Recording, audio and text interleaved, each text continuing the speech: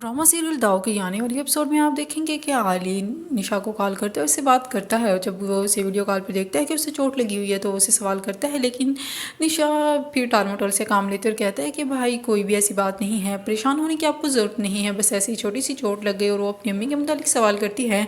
आली उसे सच नहीं बताता कि उसकी अम्मी हॉस्पिटल गई हुई हैं, क्योंकि वो जानता है कि निशा को ये बात पता चली तो बहुत ज़्यादा परेशान होगी, इसलिए वो निशा से ये बात छुपाए रखता है और उसे बताता है कि अम्मी रिदा के साथ बाहर घूमने के लिए गई हैं, इसलिए मैं तुम्हारी उससे बात नहीं करवा सकता।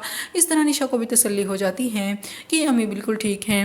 और दूसरी तरफ सुम्बुल का जो लड़का पीछा कर रहा होता है वो घर आती है तो मेरे से सवाल करती हैं कि हे कोई आया था क्या। जब वो जवाब देती है कि कोई नहीं आया था तो फिर सुम्बुल शुक्र अदा करते हुए कहती हैं कि हे चलो शुक्र है खुदा का, उससे जान तो छूटी वरना वो मेरे तो पीछे ही पड़ गया था।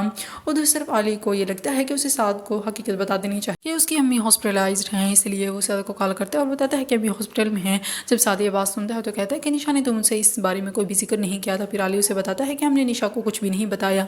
फिर साद सवाल करता है आखिर ऐसा क्यों। फिर आली उसे कहता है कि आप तो ये बात तो समझ ही गए होंगे कि वो कितनी नाजुक मिजाज है, इसलिए हमने उसे नहीं बताया और मैंने सोचा कि आपको ये बात पता होनी चाहिए। फिर साद कहता है कि ठीक है, आपने बहुत अच्छा किया जो मुझे बता दिया। और अब साद फैसला कर लेता है कि अब वो निशा को बताकर मज़ीद उसे तकलीफ़ देने की कोशिश करेगा।